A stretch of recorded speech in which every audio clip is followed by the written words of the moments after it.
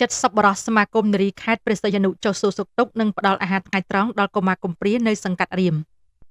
នៅព្រឹកថ្ងៃទី2 ខែកុម្ភៈឆ្នាំ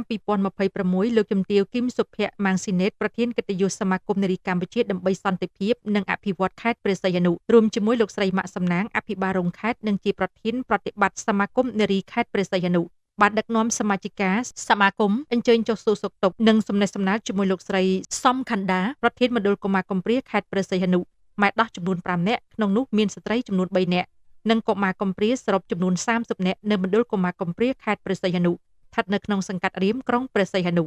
នៅក្នុងឱកាសនោះលោកជំទាវប្រធានកិត្តិយសនិងសមាជិកាសមាគមនារីខេត្តព្រះសីហនុបាននាំយកនៅគ្រឿងឧបភោគបរិភោគនិងសម្ភារៈចាំបាច់មួយចំនួនមកឧបត្ថម្ភជូនដល់មណ្ឌលរួមមានអាហារថ្ងៃត្រង់និងអាហារសម្រន់ដូចជាភីសាភ្លៅមាន់បំពងភេសជ្ជៈនិងទឹកសុទ្ធខោអាវកីឡាសម្រាប់កុមារព្រមទាំងថវិកាឧបត្ថម្ភចំនួន4,10,000 រៀលដើម្បីជួយសម្រួលដល់ការចំណាយនិងការប្រតិបត្តិការងារប្រចាំថ្ងៃរបស់មណ្ឌលជាមួយគ្នានោះផងដែរលោកជំទាវប្រធានកិត្តិយសបានសម្ដែងការយកចិត្តទុកដាក់និងលើកទឹកចិត្តដល់លោកស្រីប្រធានមណ្ឌលម៉ែដោះនិងកុមារទាំងអស់ឲ្យបន្តខិតខំថែទាំសិក្សារៀនសូត្រនិងអភិវឌ្ឍសមត្ថភាពរបស់ខ្លួនដើម្បីក្លាយជាកម្លាំងធនធានមនុស្សប្រកបដោយគុណភាពសម្រាប់សង្គមនិងប្រទេសជាតិនាពេលអនាគតសកម្មភាពសប្បុរសធម៌នេះបានបង្ហាញយ៉ាងច្បាស់ពីការយកចិត្តទុកដាក់ខ្ពស់និងការចូលរួមយ៉ាងសកម្មរបស់ថ្នាក់ដឹកនាំនិងសមាជិកាសមាគមនារីខេត្តព្រះសីហនុចំពោះសុខុមាលភាពកុមារកំព្រាព្រមទាំងរួមចំណែកផ្ដល់ក្តីសង្ឃឹមនិងភាពកក់ក្ដៅដល់ក្មួយៗដែលកំពុងស្នាក់នៅរៀនសូត្រនៅមណ្ឌលកុមារកំព្រាខេត្តព្រះសីហនុ